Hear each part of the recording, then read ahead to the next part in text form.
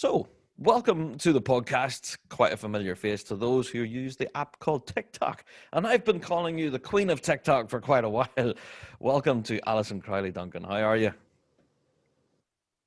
Hi, I'm doing well, thank you. How are you? Good. Very well, thanks. And if anything, our audience might well know you as Piper Alley on TikTok.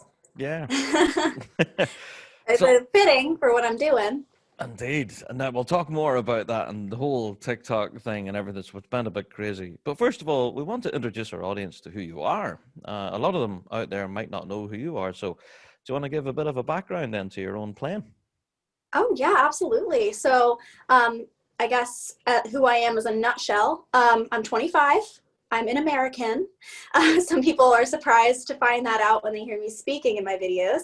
But I am born and, bred here in the Americas. I'm from New York, so upstate New York. I've played with a few bands up here. We can go a little bit deeper into the piping side of my history, but I started playing pipes when I was 14, and they were actually my seventh instrument. So music, Wow. I'm a musician and a bagpiper. It's part of my music career and my walk of life with music. So it kind of came along later in the process, and has taken over, as they often do. Yeah. If many can relate to that. For sure. Yeah. So why bagpipes though? You know, you do play a multitude of other instruments, but what made you pick up the pipes? Well, my mother's side is Irish, very Irish, and has always, introduced Celtic music into my childhood. My grandma actually was on a radio show, and they were Celtic. So There it's you go. always been a part of my life, the Celtic side of it. But when I was 12, my stepdad legally adopted me, and his family is Scottish. Still American, but genetically Scottish. Hmm. They're the Duncans. That's where that name comes from. And my grandma introduced me to a lot of our family's history and the heritage. She showed me the tartan and the crest and everything. She did a good job. And it kind of just happened. When you think of a Scottish instrument, bagpipes just are There the you go. obvious the obvious Yeah. next step. And I wanted to step outside of the box of your traditional like clarinet, saxophone, and flute. And I wanted to do something a bit more unique. And so bagpipes found their way to me. There you go. Yeah. Now, I'm going to kind of sing your praises here because you're not just your standard run of the mill bagpiper that would play at a St. Patrick's Day. You're actually a world champion. Now, do you want to tell us a bit about your piping kind of pedigree, your bands that you've played with, all of that? Yeah, I'd love to. I started with a youth band in my area. We used to be known as the Scotia Glenville Pipe Band. Go on, Scotia Um, Glenville. yeah, yeah, for sure. So I started with them again when I was 14, and then just a year later, I was in the grade 5 band competing.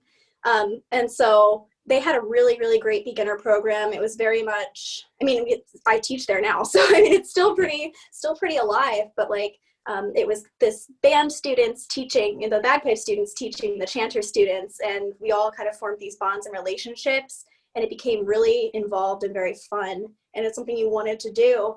And so we went to the Worlds 2 years after I started when I was 16, and we were novice juvenile, and we actually won the Worlds. It was my first time over in Scotland, let alone at the World Pipe Band Championships.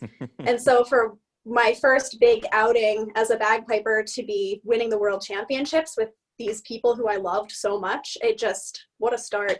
Yeah, What a start to the that's piping pretty career. huge. Yeah, not many folks can say that. No, no. And I was so fortunate to have amazing teachers. Maureen Connor, Andrew Douglas was still around with the youth band then. So I got to have all of his expertise as well. I branched off and worked with Donald Lindsay. He was my solo teacher for quite a few years. And then Dan Cole, I branched off with him when he made the youth band and adult band. I did step away for a little while from the community in my area and played with the Stuart Highlanders in grade 2. I did that right after we won the Worlds. And so that was a huge, huge step for me, commuting to practices, being a 16-year-old, still being in high Mm, school, and yeah. involved with all of my other music ensembles. I still actively during this time played clarinet and saxophone, and I sang and was in orchestras and wind ensembles. God, you're So busy, yeah.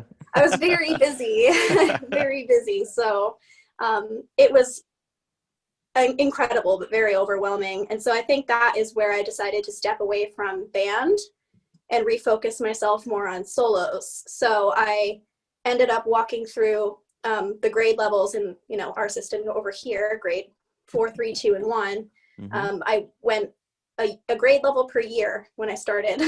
And then I There just you kind go. of paused in grade 1 for a little while because I stopped competing actively and Mm-hmm. focused more on highlighting the bagpipes as a musical instrument the way I do piano and voice. There you are. Yeah. So So quite a I lot to say, sorry. no, not at all. You're quite okay. Because your musical history is really quite storied. So, you know, you do have this wealth of experience behind you. You know, that's what I'm trying to put across here. Because what we're going to talk about Oh, next, TikTok. These videos last between 15 to 60 seconds. And, you know, you don't get to tell the full story in that 60 no, seconds.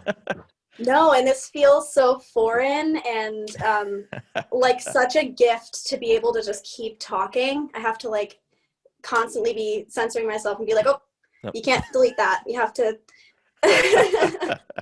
Cut you off can't just before the delete it and timer do it runs over out. here. Yeah, Exactly.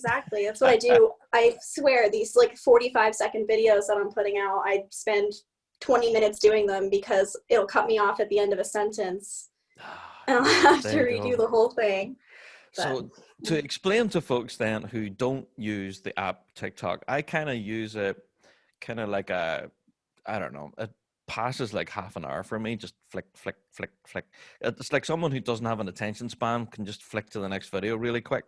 And then what always happens to me, I'm flicking through, somebody's dancing about, somebody's lip syncing to a Madonna song, and then suddenly bagpipes, there's Allyson. Wow, hey, and it comes out of the blue. Now you've amassed 122,000 followers on TikTok. yeah, That's insane. yeah, it is insane. It's something I still like that number. Like it doesn't feel like a real number, so I'm just gonna nod my head and say I yes. just agree. Yeah, it's Sure have. absolutely huge. Now, I have to ask Yeah. you, what has been your experience with amassing this following and playing bagpipes? What's the reception been like? Um, I would say predominantly positive. Actually overwhelmingly positive. I've been getting so many touching, you know, we get this on a reasonable scale as bagpipers. We get like, oh, this reminds me of when I lost this loved one and thank you for giving this gift to me. We also get, you know, oh, I've wanted to do this forever. It's all of the things I've always heard, but on the scale of 122,000. Yeah. And it's so much. Like I swear, I do look at all of my comments, all of them, and I just like scroll through, waiting to find stuff. There is the occasional hate comment, which I've learned to deal with. Hmm. But of course, we get that in real life too. It's really nothing that I've never gotten in person. It's just every day, multiple times a day that I'm getting these comments of praise or criticism. Yeah. But it's been good. It's been good so far. It's bound to be a lot. Like, it's bound to be overwhelming. You know, that amount of people viewing your content all the time. Yeah, it is bound to be a lot, you know? It is. It's weird to consider being perceived millions of times. Yeah. Um, so I try not to think about that part because I'm just doing this from my house. I've been in isolation, as many of us have been, for a year. Yeah. And so I've been perceived by nobody until That's TikTok. it. So I have to ask then, you did mention the hate comments, and I have to say, you're an absolute master when it comes to dealing with them. Because obviously, us in the piping world are well used to dealing with okay, let's just call them idiots, shall we? You know, the guys who say, oh, what do you wear under your kilt? And, you know, all that kind of stuff. Oh, yeah. I'm sure you've had to deal with that. Yeah. Oh, yes, we all have, yes. That's Um, it. but you know what? It's those moments that I hated so much, you know, growing up in the piping community, those it's not from people in the community either. It's usually people on the outside who are just excited to be there, and they let that excitement take over. And they're like, oh, what's under there? Or, oh my God, that's the worst instrument I've ever heard. Or, of course, being a young woman growing up in piping, like, oh, you can't be doing that. You shouldn't be playing that instrument or wearing that type of kilt or things like that. That's a man's instrument. And I'm now grateful for those comments because it really prepared me for this massive scale of people, you know, exposing those ideals and sharing that information with me. So it doesn't really bother me anymore, truly. No, it's another person being brave online. That's it. The keyboard warrior, I think we call them. Keyboard warrior. Yeah. So you have, and now we are going to be talking about this on a future Big Rab show, but you have experienced some degree of sexism. Like you say, some people have said, well, you're a woman and you're playing bagpipes. What's that all about? But I have to say, some of your responses are just perfect. And I would direct anyone to go and look at Allyson's TikTok to see some of her responses. They're just brilliant. And so, I do like to share. Is this something that you actively work on? Do you know what I mean? To deal with the haters and people like that? Is it something that I have to actively work on? Yeah. Yeah, a little bit. I do need to calm myself down every now and then. Because I can get a little hot-headed about people telling me what I can and can't do, as I'm sure any man, woman, anybody would experience. You know, people trying to limit you because of some aspect about your being. Nobody wants that. Nobody wants that. But yeah, it's something that I've dealt with in real life and online. And so I've just kind of adapted. And again, the love outweighs the hate for sure. I think more people are excited to see a young woman playing the bagpipes than they are angered by it. So I try to direct my focus more toward the young women who I'm inspiring, like the young women who've reached out to me and want to start taking lessons, and people who are like, you know what, I bought my daughter a practice chanter because I didn't realize that girls could do this, but now that I see you, why not?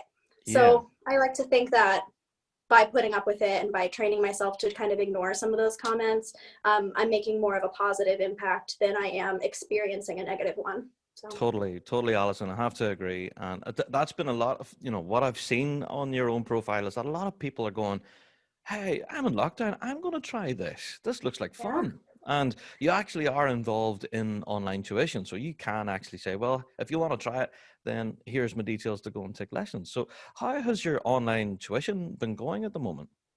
It has been going great. I have a couple students. I'm starting with a new student tomorrow and a new student on Monday. I've been teaching for years and years and years. I had 3 of my own bagpipe students virtual through the pandemic. So it's not like it's new. It's just, again, bigger. Just kidding. Much bigger. And so I need to figure out what I'm going to do, actually, because more and more people, as I continue to post and to grow on there, are going to want instruction. So I have to kind of brainstorm another option for people, because I'm just not going to have the time with all of my other things coming up to continue taking on more and more students. So I'm going to start reaching out to some people who've also been doing really well with online teaching and see if they need anybody. There you go. So watch this space. Yeah, you could start your own piping school. There you go. It could be a virtual piping school, nonetheless. Connect all the greatest teachers out there, all the up and coming virtual instructors, and there you go. Start a network. Yeah, send me an email. So I have to ask you then, obviously, with your TikTok fame, also on Insta as well, you've been doing really well on Instagram. With my Instagram, I haven't been actively trying to grow it, but it just doubled. I think it's the dogs. It's the pictures of your beautiful dogs. Man. You know what? They do have their own Instagram account. Oh, do they? Wow. Oh, yeah, it's in my bio. There you go. I'm going to follow Allyson's dogs now. They're good dogs. So they would love it. Beautiful. Every time I get a new follower for them, I give them an extra treat. So there you go. I'll have to get on that. So going forward then, obviously with the development of your social media presence, still, being a positive influence in the piping scene, how do you see yourself running forward then through the rest of 2021? Well, I have a lot of big plans. I do want to emphasize that my overall goal is to get the this has been my goal forever, is Hmm. to get the bagpipes to be viewed as a musical instrument the same way all of the other instruments are. I feel like especially here in America, and I see this a lot in my comments too, it's all meant in jest. Like it's not supposed to be offensive at all, but a lot of my comments are about, oh, I've seen this in reference to this joke. And it's like, this reminds me Oh, of this joke now. You know, people's perception of the bagpipes are yeah. from Ross Geller trying to play the bagpipes in Friends, or there's iCarly for my generation, with Yeah, Mrs. yeah. Briggs trying to play. And again, trying to play. It's this joke that bagpipes are never to be sounding good and that they're just a joke. Yeah. And it's not true. I mean, I know I don't have to tell you guys, it's speaking to the choir, but my goal is to show a different side of bagpipes, and even a different side of bagpipes than the piping community puts out. Because I feel like the piping community can be kind of niche sometimes. And so Yeah. I really want to bring bagpipes into the light that I would with any other instrument that I play. Very cool. That I sounds catch really cool. Yeah. myself, yeah, I catch myself sometimes limiting myself when I don't need to be. With the bagpipes, like, oh, I can't really do that because I can't tune with you, like I can't tune in that key. But I've Yeah. realized Hmm. now that I kind of like open my mind and am trying to collab with other musicians on TikTok, that Hmm. I'm really able to do a lot more than I even thought I could. There you So go. Just by go pushing into it with an boundaries. open mind. Yeah, Exactly, pushing boundaries, exactly. indeed. So no, I'm 100% about that. Yeah, we've been talking on the Rap Show now for years that we should be more outreaching rather than looking inwards. Sometimes we do Yeah, spend a lot of time looking inward towards our own selves in the piping scene. That's what I do. I talk about it all the time. But some, yeah. we should be reaching out more to the, the rock musicians, the hip hop artists, and perhaps, hey, I want to throw bagpipes in there. Yeah, absolutely. Like, why not? Saxophone has made an appearance in pop culture. Trumpet has, and not as a joke, just as like a little riff here and there. And that's Yeah. absolutely doable. And I know it's something that some bands have done in the past, but even still, like that's its own, like Dropkick Murphys, Yeah. Korn, like it's still Hmm. its own niche thing. Like, why does it have to be, even the Red Hot Chili Peppers? Like, I love the Red Hot Chili Peppers. Yeah. Um, but like why not just like a little bit, like why hasn't any big name artist like just put a little bit of bagpipes in there, not become a bagpipe band, but just like boop. Yeah. Just Why sprinkle does it in nobody think there. of that? Yeah, There you just a little bit of flavor, a little bit of go. spice. Hmm. So that's my goal in my lifetime. I'd love to see that next Taylor Swift album, bagpipes. Wow, you heard it here first, folks. Yeah, Oh my Taylor Swift gosh, with bagpipes. Wouldn't that be brilliant, though? start tagging her in my comments. Yeah. Oh man, that'd be incredible. So even though I have to say, you did mention it a few times on social media that you are actually in the production of a brand new album. Allyson, do you want I to tell us a bit am. about this?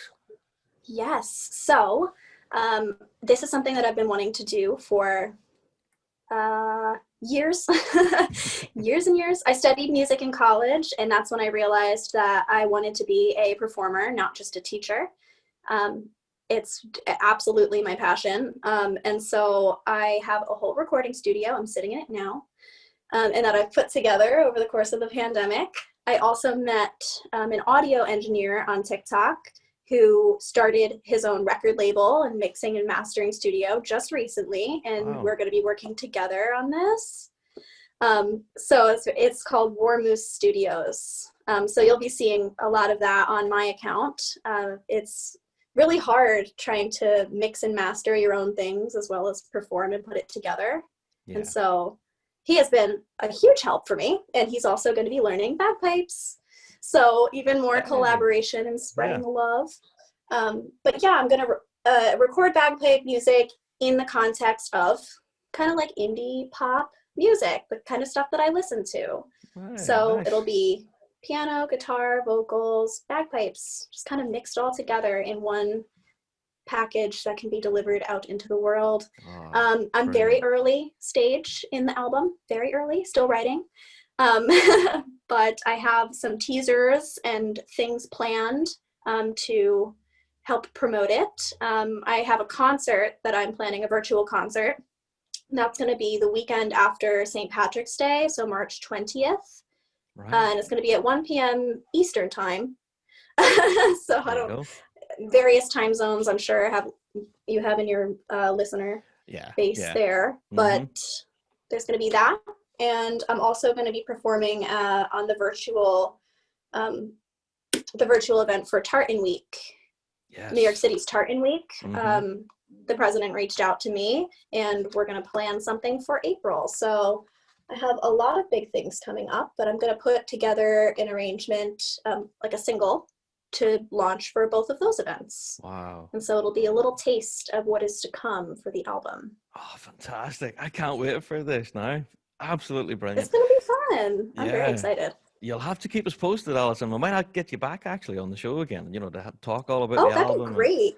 Maybe get a few tracks sneaked onto the air. You never know. That'd be brilliant. Not opposed. I'm not opposed at all. So, yeah, for folks who have never seen you before on TikTok or any other social media for that matter, do you want to promote your stuff? Where can folks go and check out your playing? Absolutely. So on TikTok, I am piper.ally, A-L-L-Y. But I'm also piper.ally on Instagram. And so I have a lot of similar content. I repost a lot of stuff from TikTok there. I post a lot of Instagram stories where I will take questions and chat a little bit, and updates and things like that, because I can't do that on TikTok.